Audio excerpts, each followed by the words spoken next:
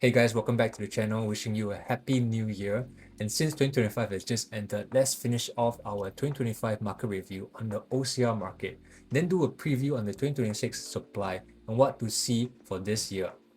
Okay, so very quickly, here's the flow of the video. We'll go through the 2025 supply, the PSF, the take-up rate, and what it says about the demand in the OCR. Then we'll go through the 2026 supply, the indicative PSF, the new benchmark that they will set, and how it impact the OCR market. Then we'll also see how this also impacts the resale market and what we might expect to see. Then finally, we'll conclude with things to look ahead and things that you might want to prepare for in 2026. Alright, for those of you who are unsure of what and where OCR is located at, OCR stands for the outside central region. This is where majority of the locals will be living at. It's considered the mass market.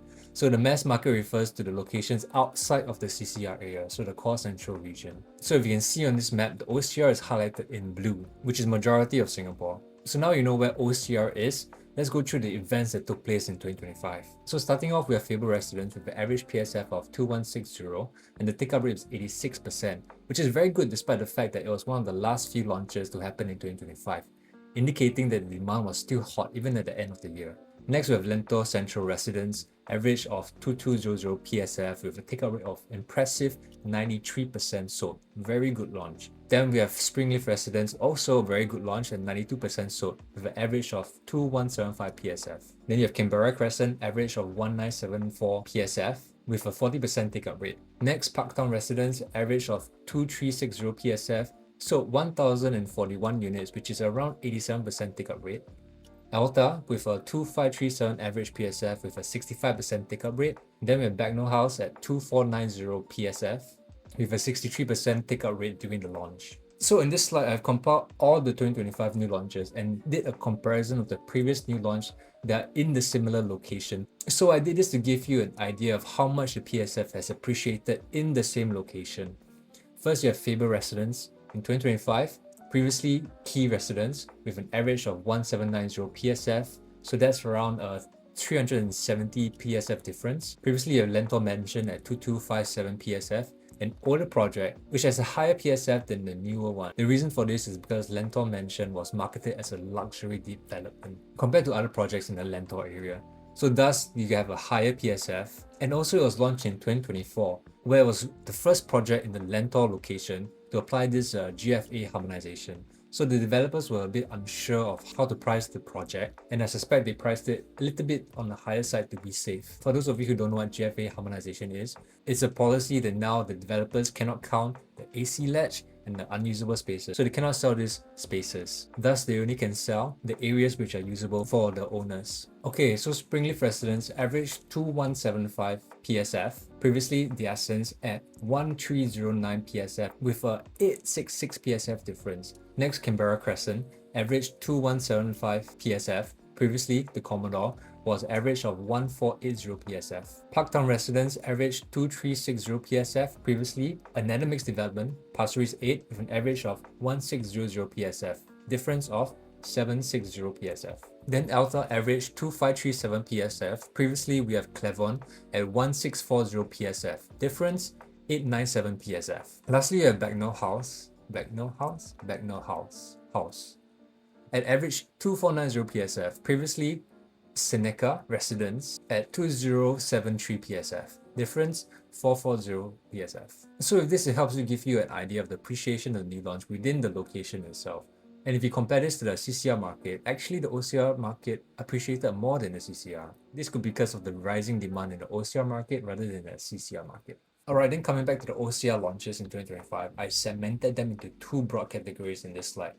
One side, you have the projects located in an area that are still considered developing. On the other side, you have a more established, more developed areas, so to speak. So for example, projects like Faber Residence, Canberra Crescent are not within close proximity or walking distance to the MRT. And the surrounding environments is relatively quieter, less commercial activities, so more on the, some would say, less developed side.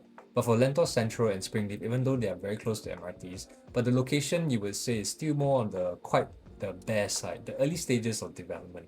So this helps to explain the PSF pricing in this like Ulu location or less developed location, where you see the transactions around the 2000 or the 2.2k PSF range. As compared to Parktown, Alta, and Dagenham House, they are more of the mature areas of the district, so the surrounding is less bare. More of the land is being built up for like residential or the retail that is really integrated into the community.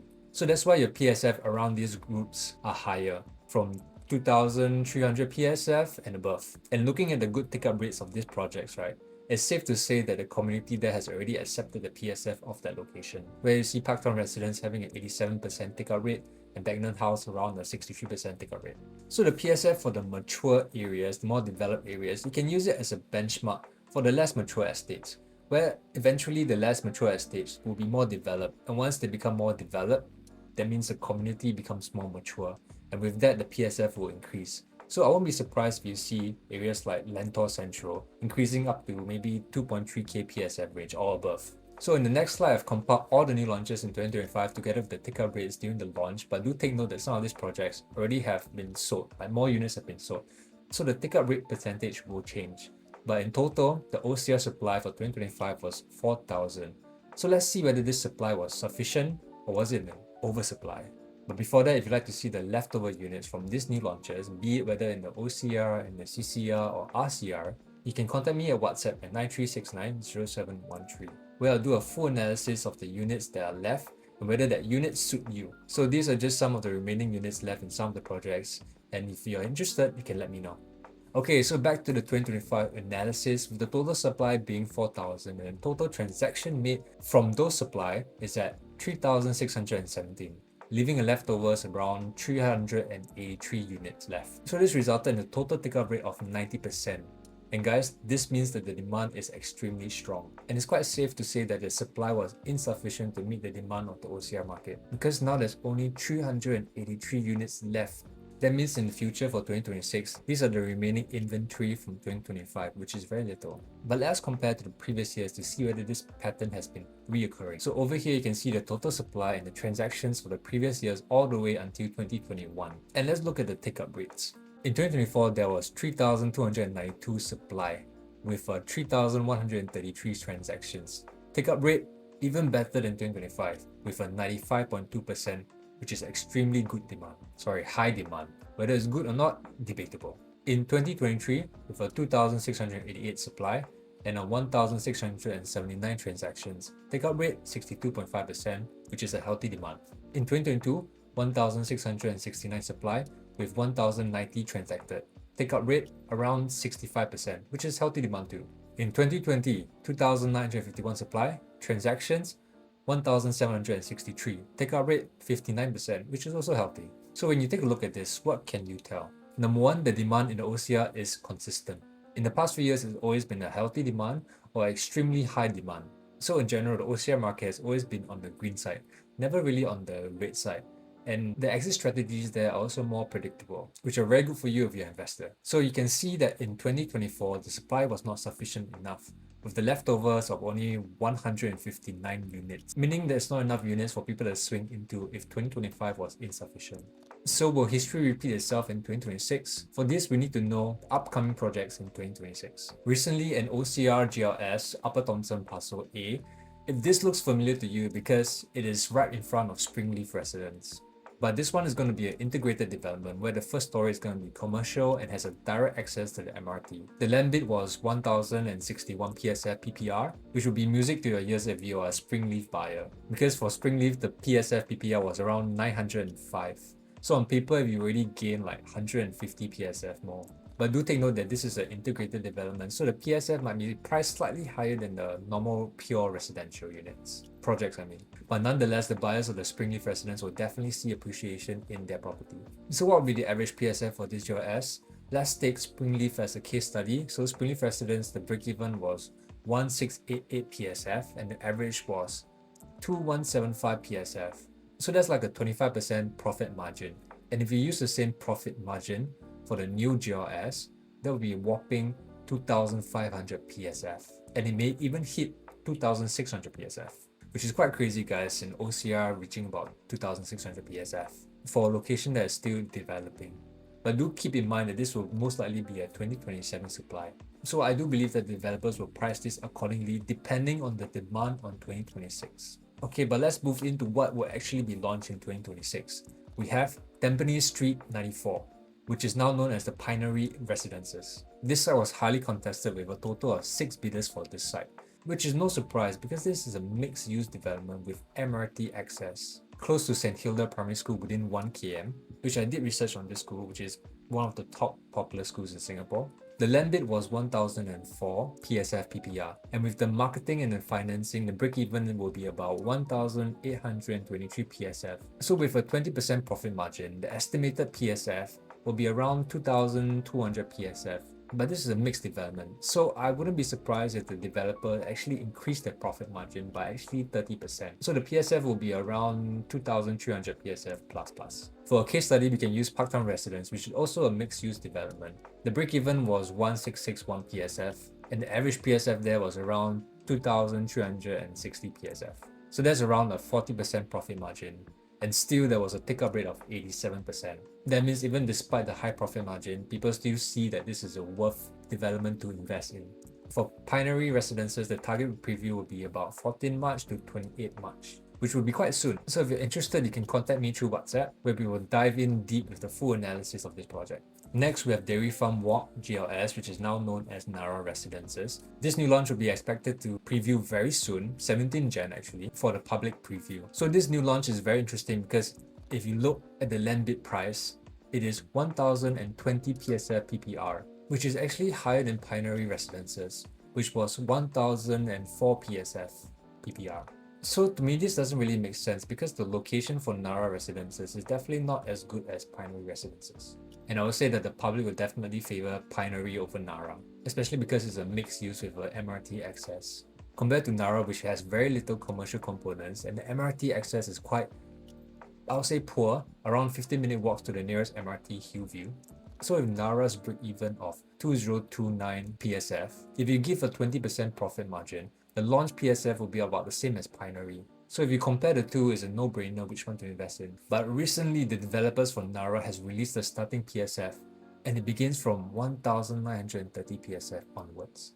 Meaning to say, right, that some of the units are being let go at a loss or even at break-even PSF. So if you'd like to know why this is the case, you can contact me through WhatsApp and we'll do a full analysis to deep dive to see whether we should take advantage of this opportunity or is there hidden agendas that the developers are hiding. Okay, so next we have Tengah Gardens Avenue GLS, where there was 3 bidders, and the developer Hong Leong and Guacolan won it at 821 PSF PPR. With a break-even of 1760 PSF, this site will have a commercial component on the first story and be very close to the upcoming Jurong Regional Line, Hongkar MRT. And if you know Hong Leong and Guacolan, their style is to aim to sell about 80 to 90% of the units. So that means they don't have to worry about the project or the leftover inventory, and they'll focus on the next project. So with that said, their pricing strategy will be more on the sensitive side, especially with the surrounding market, because there are a few ECs nearby. You have Copen Grand, Nova Place, and even Auto Place. So it'll be very interesting to see how these developers will price competitively. But I believe the developers will still put in a 20% profit margin. So that means the estimate PSF will be about 2100 PSF. Now let's move to the east, the Bayshore Road GLS. This I predict will be a very hot launch in the OCR market in 2026. And the reason being, you can refer this back to the BTO application for Bayshore, where it was oversubscribed by more than 4 times. This means there is crazy demand, and the developers understood this. So many of them went to bid for the site, with a total of 8 bidders for this plot of land. And eventually Singhai won it at a high 1388 PSF PPR. And you can see that the second and the third bidders came in not too far, indicating that there was no overbidding for Singhai site. So this will result in a 2528 break-even PSF. So that means the estimate PSF could be in a range of 2900 PSF and above. This could mean even breaking the 3000 PSF benchmark, which is very high for OCR location, guys. So it's getting quite scary, I would say. But nonetheless, there's a reason why the developers bid so high, because they know that the public will really accept the PSF in that location. And you can infer this with the resale market for that location, especially Costa del Sol. And you end with the fact that this project will be one of the first mover advantage for the Long Island transformation. I feel that the developers will have this sense of confidence to price it so high, because they know that the demand will outweigh the high price. So with that said, I do see that this project will have a very good take-up rate. So next we have Lentor Gardens, which is definitely more affordable than Bayshore GRS. There was a total of 2 bidders for this site, where Kingford won at 920 PSF PPR, break-even will be 1,894 PSF, indicated PSF will be around 2,200 PSF. This is because you can see the sub-sale transactions of Lentor Modern, having a PSF of 2,277 to 2,400 PSF. And this is before harmonization. So if you add in harmonize, there will be a 5% or 6% more. So if the sub-sale reaching almost 2,600 PSF, Kingford would actually have the confidence to raise the PSF and it will still make sense. So moving on, we have Chuan Grove. So initially this was one single big plot, but the government decided to split this into two and sell it off separately. But eventually both of this plot of land was awarded to Sing Holdings and Sunway Developments. And they do have plans to combine these two plots into one again. But this is of course subjected to the approval from the URA. So for the first plot of land was bidded among 7 bidders, which was competitive and was won at 1,376 PSF PPR, break-even about 2,512 PSF. For the second plot of land, it was won at 1,331 PSF PPR, with a total of 5 bidders, and the break-even PSF will be around 2,451 PSF. So if you combine these two plot of lands, the average break-even for these will be about 2,481 PSF. So the profit margin of around 16% will be estimately about 2,800 PSF and above. Why 16%? Because we can use neighboring developments, Chuan Park, as a comparison, where its break-even was around 2,229 PSF. And the average that was launched was around 2,579 PSF. So this is a 16% profit margin. But if you take a look at the remaining units at Chuan Park that's still available, you can see them selling at a PSF range of around 2,500, and some of them are actually reaching 2,700 PSF. And this is before harmonization. So with harmonization, just add in 5%. So definitely Sing Holdings and Sunway will use this as leverage for their launching PSF. So guys, let me give you a tip. When Chuan Grove launches their PSF and their quantum, if you see that their launching PSF and their launching quantum is actually lower than the remaining unit PSF of Chuan Park, that means you're entering at a good entry price, which means it's a very good buy and you should snag that up fast. Alright, moving on, we have another mixed-use development, Chancharu Close. So this mixed-use is a bit different. Instead of a typical retail or commercial element, there are additional requirements to integrate the residential with a bus interchange and a hawker center and community spaces. There was a total of 3 bidders and was won at 980 PSF PPR. Break-even will be about 1,975 PSF. The estimate PSF will be around the mid 2,200s to the 2,300 PSF. We can use similar developments as a case study like Woodleigh Residence, also another mixed use with a bus interchange and also a park nearby, so very similar as Chancharu Close. And Woodleigh was used to help revitalize the area, bring in commercial and retail elements to the location. So Woodleigh's break-even was 1,771 PSF and the average PSF launch was around 2,036 PSF. So that means there was a 15% profit margin. But take note, this was back in 2018, so the cost of construction and marketing has gone up now. So if the developers price Chancharu Close PSF around 2,300 PSF, I do feel that is quite fair. Next up, we have Lakeside Drive, probably going to be the Westie's favorite new launch. The plot of land will have commercial space on the first story and right beside Lakeside MRT. A total of 6 bidders showed interest in this plot of land, and the winning bid was by CDL at 1,132 PSF PPR, which is definitely on the premium side if you base on the market rate in the location. The break-even will be about 2,181 PSF. Estimate PSF will be around the mid 2,600 PSF. So again, this will be another scary OCR launched PSF because PSF that high in Lakeside area is really unheard of. And maybe this could be a wake-up call for all of us. And moving forward in the OCR, these are the prices that we've been seeing more common. So let me put this into perspective. In 2025, in the RCR market, new launches was launching at around the 2,700 PSF to the 2,450 PSF range. So some examples are Ori and Linden Woods. And now you see the OCR reaching around this same PSF and sometimes even above it. So for this Lakeside Drive launch, it will definitely be the new benchmark for the location. So which also, now that you think about it, it really makes the leftover 2025 RCR new launches a no-brainer because now the PSF is lower than what you can find in the OCR. And if you're interested, you know who to call. Alright, so the overview of 2026 supply, it will be total of 9 new launches, 8 if they combine the Tron growth. The total units will be about 5,516 units, which is about 1,500 plus units more than 2025. So if you watch my videos on the CCR and the RCR market, I pointed out that the CCR and RCR market in 2026 is actually much lesser than the 2025 supply. That means that the OCR market is the only one that has increased in supply in 2026 compared to 2025. So what can we infer from this? The first thing that comes to mind is that the demand in the mass market is very strong. And the government thinks that the demand might increase, so that's why the supply has also increased. Reason being is because OCR is where most of the HDB upgraders and the price-sensitive buyers will migrate to, because of the better affordability and livability compared to the CCR and the RCR. And guess what's happening in 2026? The number of HDB units that are going to MOP is going to increase. In 2025, around 6,970 HDBs MOP. But in 2026, around 13,480 HDB units were MOP. So that's nearly double. And this could also mean that the HDB upgraders could also double. So if the OCR supply in the 2026 is smaller than in 2025, what do you think will happen to the property prices in the OCR market? It will definitely skyrocket or even overinflate, which is not something you want to see, especially in the OCR because it is a mass market. A majority of the locals are living there. But with that said, let's see whether this 2026 supply is going to be sufficient or insufficient to meet this demand. Okay, now let's do some calculations to see if the 2026 supply is sufficient to meet the demand. So the supply in 2026 is around 5,516 units. So now let's take the average take-up rate across the 5 years. So that will be around 74% take-up rate. So if you refer to the table, this demand is actually very strong, leaving a leftover is about 1,401 units left. So guys, do take note that this take-up rate is the average for the past 5 years. If the demand for 2026 is the same as 2025, I feel like there will not be enough supply, because in 2026, the number of HDB units that are going to MOP is nearly double. That means that the demand will definitely be higher than 2025. So I do believe in 2026, we'll definitely see the take-up rate reaching about 90% or so.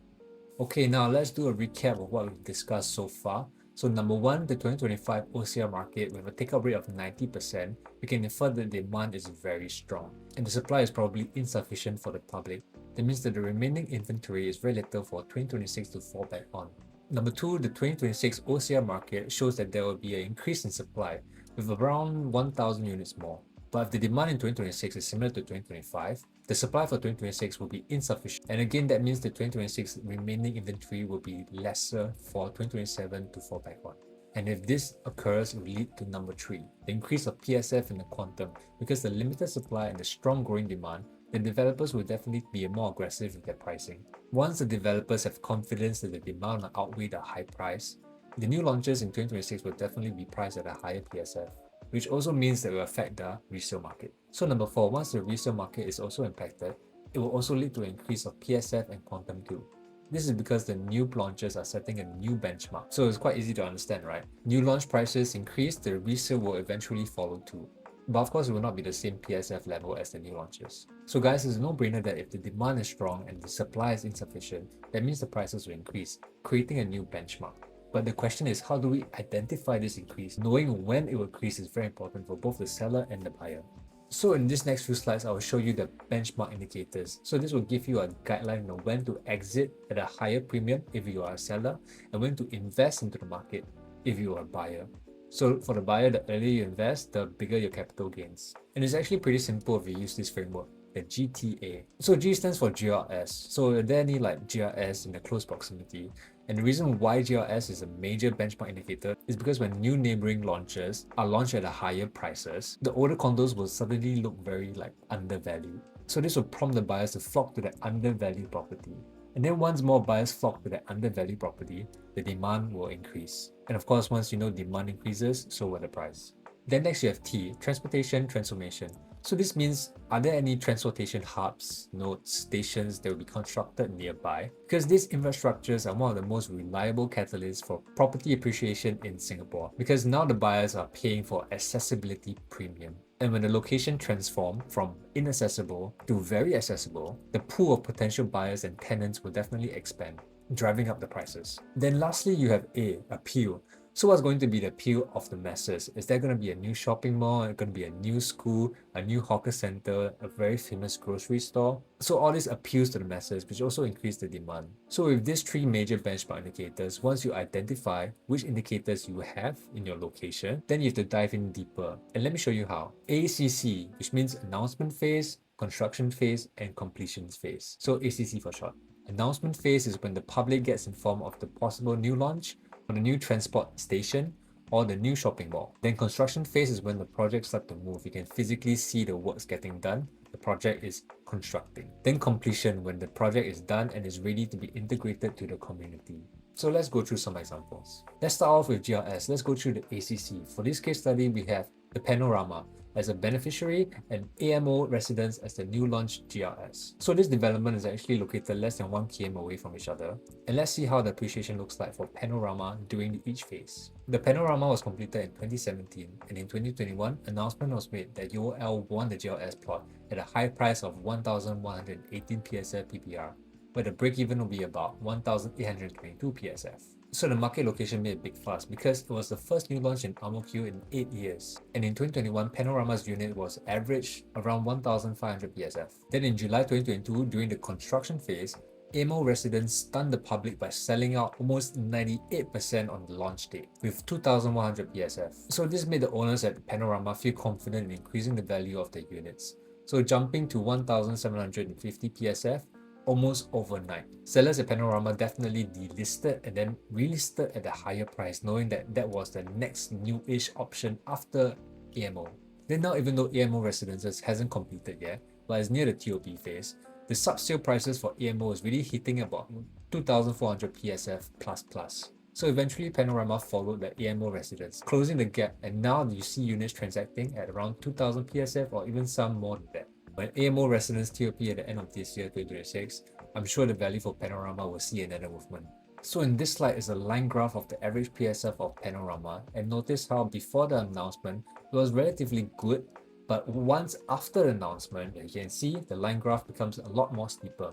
And again during the construction phase. Another thing to realize is that the number of transaction activities happening after and during the phases has more movement. Look at the blue dots, those are the transactions made. So notice how in 2017 to 2021, the numbers of transactions are relatively low, but after the announcement phase, the transactions become more active again. This just shows how the GRS helps make movement in the market for nearby projects. So that's why you can see the owners of Panorama making huge profits, up to 1.5 million in profit, and so far there are no unprofitable transactions made for Panorama. Now let's move on to the transportation transformation.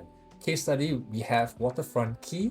The transportation is Bedok Reservoir MRT, the downtown line. So these two are literally side by side. Let's go through the ACC phase. Water Quay has an interesting story because the lease started in 2007, but the developers launched it only in 2009, which is longer than expected. So usually the developers need around 1 year to launch after being awarded for all the design, the planning works leading up to that launch. So if the standard is 1 year or less, Water Quay took around 2 years, meaning to say that the public actually lost 1 year of the leasehold in their development. So with that, it really impacted the value and the sales of the project until the announcement of Bedok Reservoir MRT was made. So let's go through the timeline and see how this impacts during the phases. In 2010, the announcement was made. The units leading up to the announcement was transacting around 800 to 900 PSF because it was not favorable due to the 1 year wasted lease. Plus, the location wasn't that convenient. It was quite far away from the nearest MRT, which was Bedok. Then the value grew slowly until the construction stage kicked in, and that's when you really see how much it appreciated.